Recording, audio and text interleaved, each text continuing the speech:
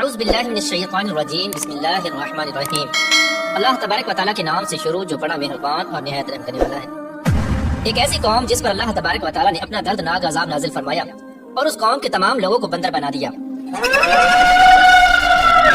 اس قوم کے لوگ کون سا ایسا گناہ کرتے تھے جس کی وجہ سے اللہ تبارک و تعالیٰ نے ان پر دردناک عذاب نازل فرمایا، اور یہ لوگ بندر بننے کے بعد کتنی دیر زندہ رہے اور پھر ان کو کس قدر دردناک موت آئی۔ جب یہ لوگ بندر بن گئے تو یہ لوگ اپنے عزیز و اقارب کو دیکھ کر ان سے کیا کہتے تھے، اور کیا آج کے دور میں پائے جانے والے بندر اسی قوم کی نسل میں سے ہیں؟ ان تمام تر سوالات کے جوابات قرآن و حدیث کی روشنی میں آج کی اس ویڈیو میں ہم آپ کو بتائیں گے، لہٰذا آپ سے گزارش ہے کہ ہماری اس ویڈیو کو اینڈ تک ضرور دیکھیے گا۔ انسانوں کے بندر بننے کی ابتدا حضرت داؤد علیہ السلام کے دور سے ہوئی۔ اس واقعے کا پس منظر کچھ یوں ہے۔ حضرت داؤد علیہ السلام اور ان کی قوم سمندر کے کنارے ایلا نامی گاؤں میں رہتے تھے اور ان کی تعداد 70,000 کے قریب تھی۔ یہ قوم بڑی ہی خوشحال تھی اور اللہ تبارک و تعالیٰ کی فرما بردار قوم تھی۔ اس قوم کو اللہ تبارک و تعالیٰ نے بے شمار نعمتوں سے نوازا تھا۔ ہر طرف سرسبز و شاداب باغات اور ہر طرف ہریالی ہی ہریالی تھی، اور اللہ تبارک و تعالیٰ کی بے پناہ کرم نوازے تھے۔ یہ لوگ اپنی اس زندگی میں بہت ہی خوش تھے۔ حضرت داؤد علیہ السلام کی قوم چونکہ سمندر کے کنارے رہتی تھی تو اللہ تبارک و تعالیٰ کا ان پر یہ خاص کرم تھا کہ سمندر کے اس کنارے پر بے پناہ مچھلیاں آتی تھیں جن کا یہ لوگ کاروبار کرتے تھے اور بہت ہی خوشحالی والی زندگی گزارتے تھے۔ جب یہ قوم اللہ تبارک و تعالیٰ کی نعمتوں کی وجہ سے خوشحال ہو گئی تو اللہ تبارک و تعالیٰ کی نافرمانی پر اتر آئی اور طرح طرح کے گناہوں کے اندر مبتلا ہو گئی۔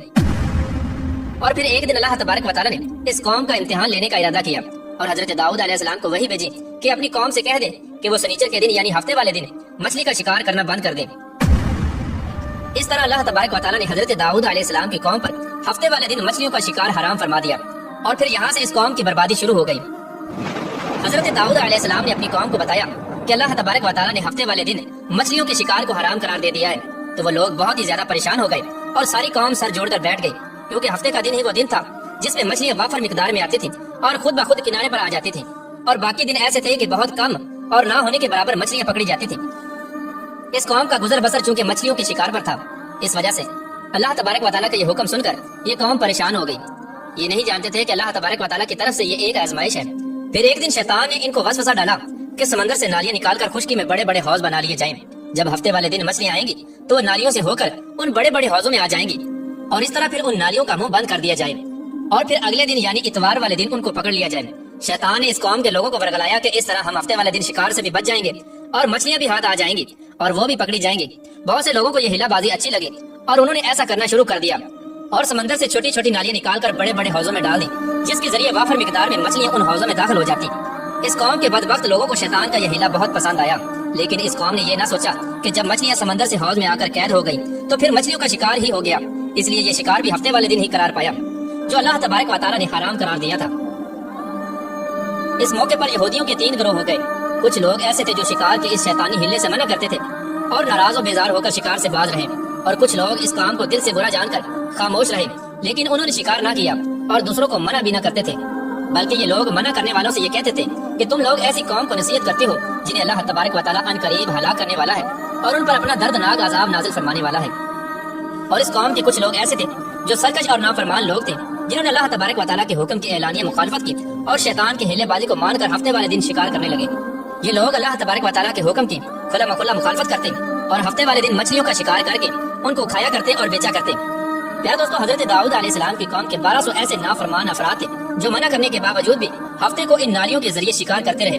حضرت داؤد علیہ السلام نے ان 1200 نافرمانوں کو اللہ تبارک و تعالیٰ کے عذاب سے ڈرایا کہ وہ اللہ تبارک و تعالیٰ کی اس نافرمانی سے باز آ جائیں، لیکن وہ لوگ باز نہ آئے اور کھلے عام شکار کرنے لگے۔ چنانچہ وہ لوگ جو اس بات کو برا جانتے تھے ان لوگوں نے اپنے اور ان نافرمانوں کے درمیان ایک دیوار کھڑی کر دی، جس کی ایک طرف وہ 1200 نافرمان رہتے تھے اور دوسری طرف وہ لوگ تھے جو شکار سے باز رہے۔ حضرت داؤد علیہ السلام نے اپنی اس قوم کے نافرمانوں کو بارہا سمجھایا، لیکن یہ لوگ اپنی نافرمانی سے باز نہ آئے اور اسی طرح اللہ تبارک و تعالیٰ کی نافرمانی کرتے رہے اور شکار کرتے رہے۔ پھر ایک دن حضرت داؤد علیہ السلام نے غضبناک ہو کر شکار کرنے والوں پر لعنت فرما دی۔ اس کا اثر یہ ہوا کہ ایک دن خطا کاروں میں سے کوئی بھی اپنے گھر سے باہر نہ نکلا۔ یہ منظر دیکھ کر کچھ لوگ ان کی دیواروں پر چڑھ گئے تاکہ معلوم ہو سکے کہ وہ لوگ کس حال میں ہیں۔ جب ان لوگوں نے ان نافرمانوں کو دیکھا تو وہ سب کے سب بندر کی صورت میں مسخ ہو چکے تھے۔ اللہ تبارک و تعالیٰ نے ان کی نافرمانی کی وجہ سے ان پر اپنا دردناک عذاب نازل فرمایا اور ان کو انسانوں سے بندر بنا دیا۔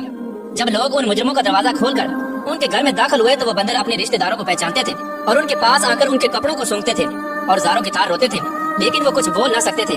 اللہ تبارک و تعالیٰ کے ان نافرمان بندر بن جانے والے لوگوں کی تعداد 12,000 تھی۔ ان 12,000 लोगों ने अल्लाह तबारक व तआला की नाफरमानी की और अल्लाह तबारक व तआला ने इनको बंदर बना दिया। जिस तरह के अल्लाह तबारक व तआला सूरह बकरा में इरशाद फरमाता है, और बेशक जरूर तुम्हें मालूम है तुम में के वो जिन्होंने हफ्ते में सरकशी की तो हमने उनसे फरमाया कि हो जाओ बंदर दुदकारे हुए। इस तरह हजरत दाऊद अलैहिस्सलाम की कौम के 12,000 नाफरमान बंदर बन गए। ये लोग 3 दिन तक जिंदा रहे और इस दौरान ये कुछ न खा सकते थे और न ही पी सकते थे, बल्कि यूं ही भूखे प्यासे सब के सब हलाक हो गए और 3 दिन के अंदर सब के सब मारे गए। और वो लोग जो इन नाफरमानों को अल्लाह तबारक व तआला की इस नाफरमानी से मना करते थे, अल्लाह तबारक व तआला ने उनको इस अजाब से सलामत रखा। और वो लोग जो इस शिकार को बुरा जानकर खामोश रहते थे, अल्लाह तबारक व तआला ने उनको भी इस अजाब से सलामत रखा। प्यारे दोस्तों, बात करते हैं कि आज के दौर के बंदरों में से क्या कोई बंदर उनकी नस्ल में से भी मौजूद है, या आज के दौर में पाए जाने वाले बंदर उन्हीं बंदरों की नस्ल में से हैं। इसके मुताल्लिक रिवायात में आता है कि हजरत अब्दुल्लाह बिन मसऊद रज़ियल्लाहु तआला अन्हु से रिवायत है कि हुजूर पाक सल्लल्लाहु तआला अलैहि वसल्लम से किसी ने सवाल किया कि आज के बंदर क्या हजरत दाऊद अलैहिस्सलाम की कौम से हैं। तो हजूर नबी करीम रऊफ रहीम सल्लल्लाहु तआला अलैहि वसल्लम ने इरशाद फरमाया कि अल्लाह तबारक व तआला जिस कौम पर अजाब भेजता है या उनकी शक्लों को मसख करता है, तो ये अजाब उन्हीं पर होता है जिन पर वो अजाब नाजिल हुआ था। और उसके बाद अल्लाह तबारक व तआला उन लोगों को हलाक कर देता है और उनकी आगे नस्ल नहीं बढ़ती।